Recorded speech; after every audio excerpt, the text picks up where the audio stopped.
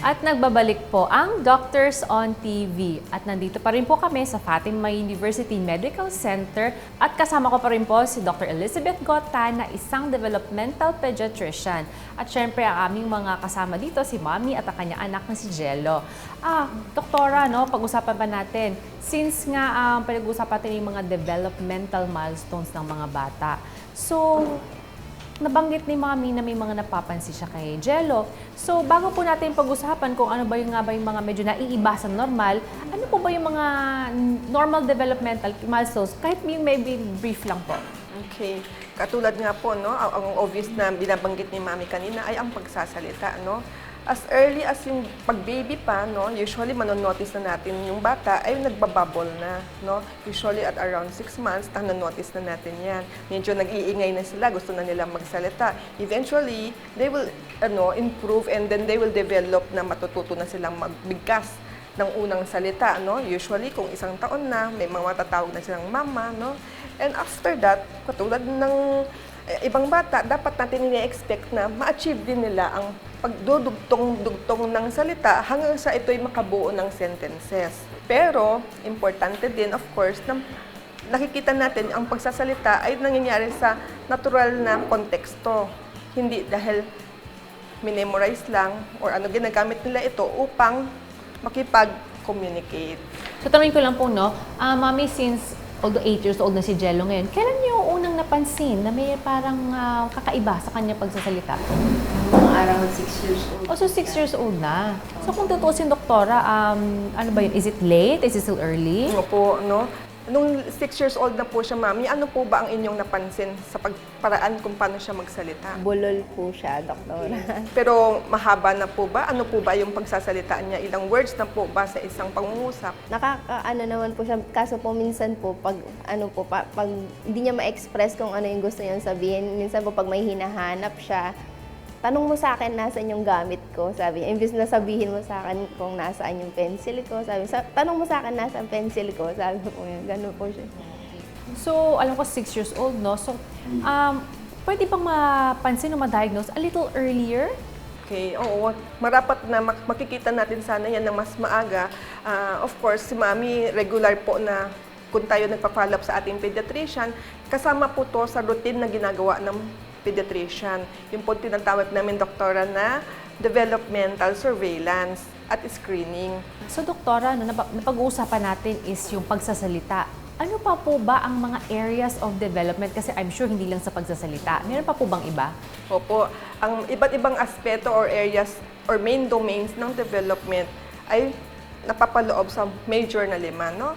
Yung cognitive na ating tinatawag or yung intellectual na development, no? Ito nakaka-apekto to sa paano tayo magtuto para mag-aral, magbasa, no? Umintindi, usually ito mga academic task, no?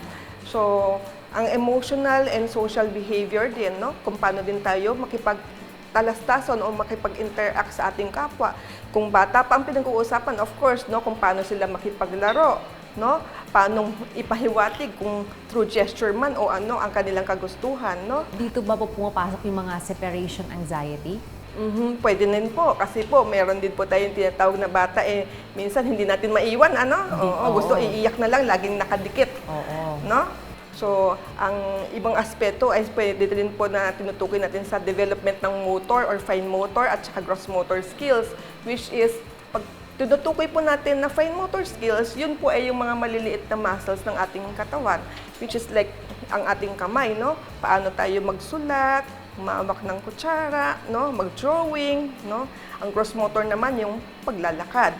But when you come to talk about younger children, yung mas higit na nakababata, no? So, maaga pa lang tinitignan na natin yung motor development, like paano sila mag-control ng ulo kapag baby pa, hanggang sa nakakaupo ba sila sa tamang edad, hanggang sa pagtayo, paglakad, pagtakbo, no? So, Doktor, itong 5 aspeto na to, although 5 aspeto po siya, ito po ay dapat napapansin o naobserbahan ng sabay-sabay, kumbaga since development. tinitignan natin yung bata sa kabuuan. Kabuuan. Hindi po isolation. Tama, Opo. okay. Kaya po minsan kahit po ang sinasabi nila sa ating pediatrician ay speech delay lang, ang ating pong butihing pediatrician ay maingat at masusing tinitignan ang kabuuan na aspeto ng development ng bata. Although si Mommy, medyo nag-start lang siyang mag-worry. Napansin nyo at 6 years old, anong edad? So, nung 6 years old lang siya, doon lang ba kayo medyo una kinabahan o napag-iisip-isip na may problema ba? O medyo early on ba mayroon na kayong ibang nararamdaman na nag-aalala? Nung 6 years old 6 lang years po. old. Okay. So, doktora, no, with parents, no, when do they should usually start to worry pagdating sa development? Actually, doktora, meron po kasi tayong sunod na or guide ng development ng bata. Yun po yung tinatawag natin na developmental milestones. Kumbaga, mga abilities na ine-expect natin na manggaganap sa tamang edad, no? Hindi po ito fix. Hindi po sinasabi natin na dapat magsalita na ang bata ng 2-word phrases by, let's say, kailangan magawa niya yun at 2 years. Hindi ganun ka-fix, no? Sometimes it could be earlier, pero more or less, ang importante doon is yung quality, no? So, may range po tayong tinatawag na ano. Pero sa sandali ho, na within that range, lumagpas na at hindi pa rin nagagawa ng isang bata, doon na po ang pumapasok na yung tinatawag namin developmental red flags. Na dapat, hindi na tayo magiging kampante, na hindi natin sila mabigyan ng karampatang atensyon o tulong. O sige. So nabanggit niyo po no, red flag. So mami siguro, since 3 po anak niyo, meron pa po isa dito, lumalaki. Ano po ba itong developmental red flag? Okay. Ang developmental red flags po ay indikasyon or mga symptoms na nakikita natin na hindi na nanaangkop doon sa ine-expect natin na dapat ay gawi or skill or ability na nagagawa sana ng isang bata. No? So, ito po ay nagtutulak para sa atin na lalong masusing bigyan ng atensyon. So, nabanggit niyo rin po, doktora, no, na napaka-importante ng screening, no? Bakit po at saka tuwing kailan po ito ginagawa? Kung may concern si mami, you should do it anytime, no? Pero merong ding recommended periods na bibigyan nating pansin ito, no? Usually at 9 months, no? 18 months, 24 months, and 30 months, no? So, bukod po doon, kung meron makikita ang pediatrician na at risk doon sa makukuha niyang finding mula sa screening, no? Gagamit po siya ng panibagong screening tool para mas masusing matugunan kung ano talaga ang sanhi, no? Nang sa gayon, makagawa tayo ng hakbang. Okay. So, mami, usually po, gaano niyo po kadalas na dadala si Jello sa kanyang pedya? Pag may sakit. Pag may sakit lang. Usually, common yun no, doktora? Pero po, doktora, yun na rin po ang magiging pinaka-pagkakataon ng pediatrician.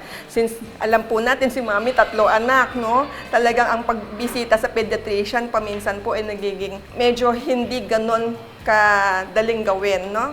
Doktora, thank you so much for that explanation. I'm sure naintindihan nating mga kasambahay at lalong-lalo na mami, no? Marami kayong kumbaga nalamang mga bago at mga dapat pala, 'di ba? So mga kasambahay, sa aming pagbabalik, pag-uusapan pa rin natin ang mga developmental concerns in children na napaka-importante ngayong pasukan. Kaya mga kasambahay, huwag po kayong aalis kasi magpapatuloy po ang aming usapan sa pagbabalik po ng Doctors on TV.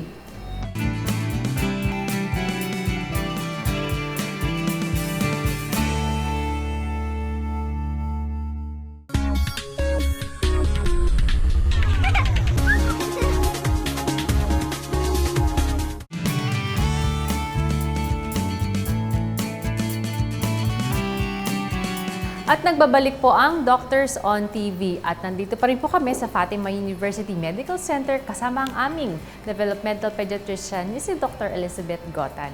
So doktora, no, also na kausap niyo na si Mami at itong si Jello. So para na rin po sa mga nanonood sa atin, pag nagpunta po sila sa inyo, nagpapa-check up dahil may concern po sila, paano po ba ang flow ng check-up? Alam ko po, depende yan sa assessment niyo, pero what can they expect when they go to you? Okay, normally po, ganito po ang proseso, no? Dahil may concerns na sila, so after nating malaman na ang problema is, let's say, sa speech or sa learning or sa behavior, dumadaan po sila sa consultation or assessment na dapat gawin ng isang developmental pediatrician or for some other kids, no? Ang tumutugon din nakasama sa team natin ay katulad ng psychologist. Doon masusi po silang bibigyan ng assessment, i-interviewin po natin ang mommy, no? Tungkol sa developmental milestones and history at titignan po natin masusi ang bata sa kanyang overall physical na development, no? So, gawin po natin yung physical examination na thorough at saka neurologic examination kung malalo nating maintindihan kung ano ang kanyang sanhi, kung bakit may mga ganito siyang problema, no?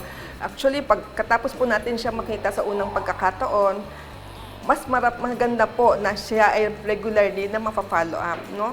Pangkaraniwan po, mami, no? Doktora, usually po, after ilang buwan mula sa unang pagkikita, ay atin ulit babalikan at titignan kung kumusta naman ang progreso base sa rekomendasyon na ibibigay natin kapag atin nang nalaman kung ano yung kanyang condition. Base po sa magiging outcome o kakayahan niya, doon po natin malalaman kung nangangailangan pa siya ng higit pa sa regular na pagtuturo o pag-aaral sa regular na classroom.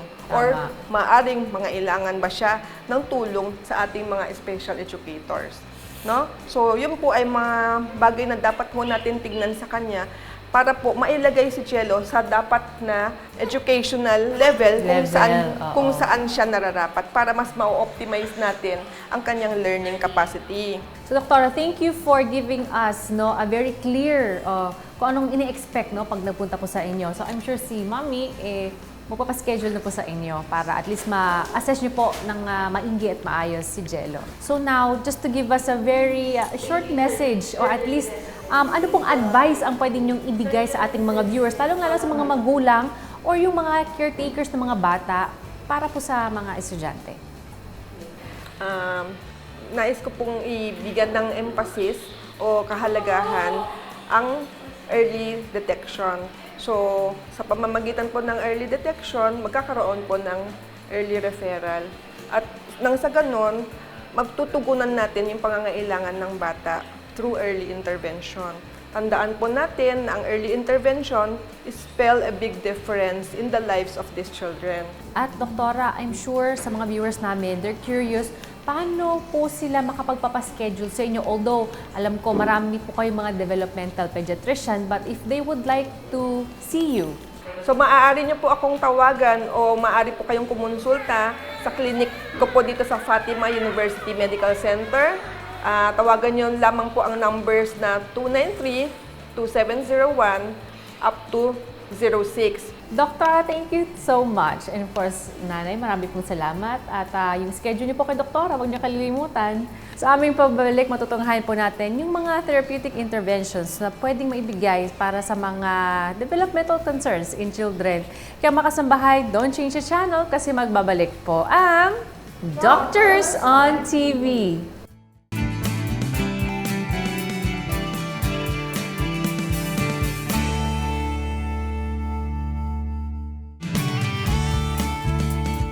Dahil sa tumataas na bilang ng mga diagnosed children and young adults with developmental concerns, dumarami rin ang mga institusyon na nag-offer ng early intervention therapies upang maagapan ito at mabigyang solusyon.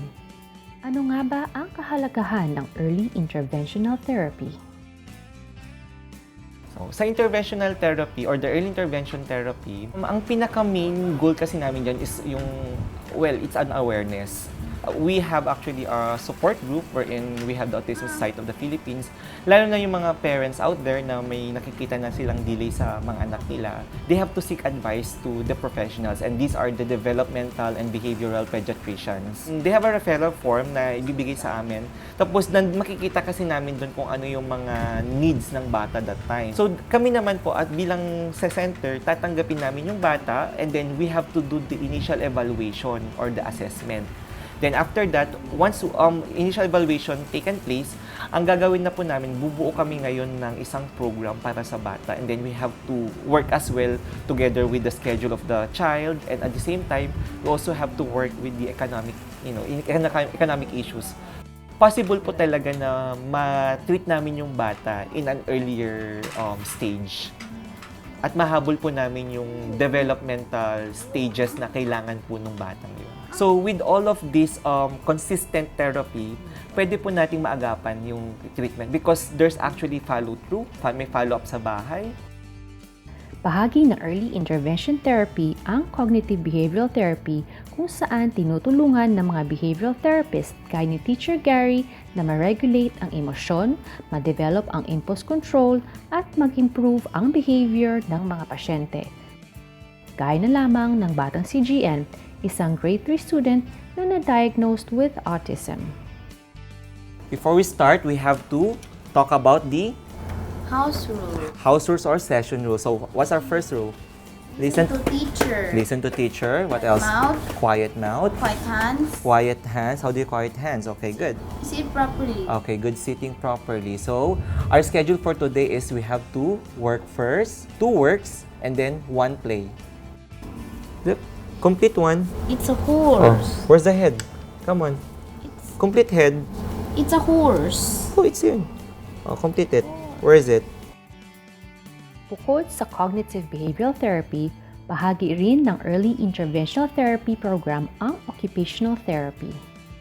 Work behaviors niya. Work behaviors meaning attention span, concentration, frustration tolerance, yung ability niya po to finish a task without throwing tantrums, and then impulse control, ability to wait po. So as occupational therapist po, we use occupations po. Through occupations, dun po yung rehabilitation namin. So, occupations meaning po, magsaspan po siya ng ADLs or activities of daily living. And then, pwede rin po siya IADLs, instrumental activities of daily living, because that is the main occupation of children. So, through play po, doon po namin tinuturo na mag-increase sila ng mga, as I said earlier po, yung work behaviors nila, attention, which is kailangan po nila pagka magpa-participate po sila sa school, tsaka paano po sila makaka-learn ng mga concepts if, from one place to another sila, hindi sila nakakaupo, they don't listen to authority, ganun po. Bukod sa behavioral and occupational therapy, bahagi rin ng intervention therapy program sa mga batang may delayed development ang special education o SPED teaching. Bali, yung first po na ginawa po namin is yung opposite. Meron na siyang more on practice ng writing. Kasi pag sa grade din na kasi more on magsusulat sila ng cursive. So, pre-practice na natin siya na magsulat ng cursive or writing. Tapos, kasama na din po din yung reading. Napansin po natin na nagre-read na siya, nag-i-spell out pa siya.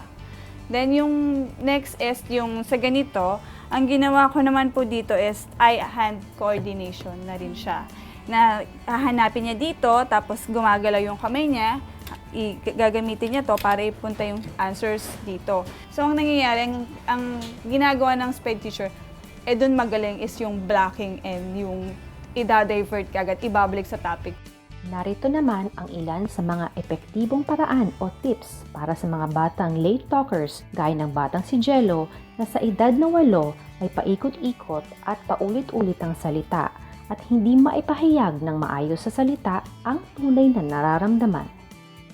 Una, subukan ang self-talk. Sabihin ng malakas o ipaliwanag sa bata kung ano ang iyong ginagawa upang marinig at makita niya ito. Pangalawa, parallel talk. Ipaliwanag naman sa bata ang bawat detalye kung ano ang kanyang ginagawa upang maging pamilyar ito sa salita at sa ginagawa. Ikatlo, sa mga magulang o guardians, iwasang tanungin sila ng masyadong maraming tanong dahil mahirap para sa kanila na intindihin lahat ng tanong sabay-sabay. Ika-4, magbigay ng choices. Kapag hindi sila sumasagot sa mga tanong, subukang bigyan sila ng pagpipilian para maturuan rin natin sila ng decision-making at language development.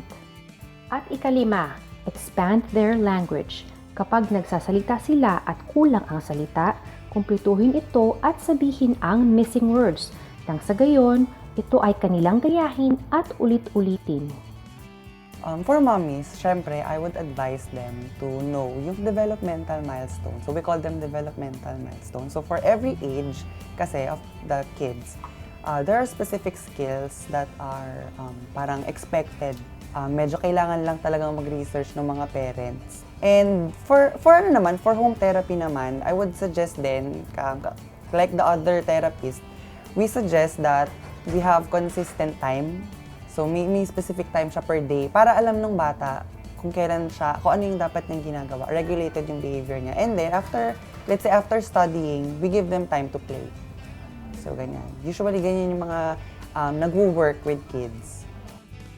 Yan ang ilan sa mga paraan na maaaring gawin upang matulungan ang mga bata at mga individual na mayroong developmental challenges.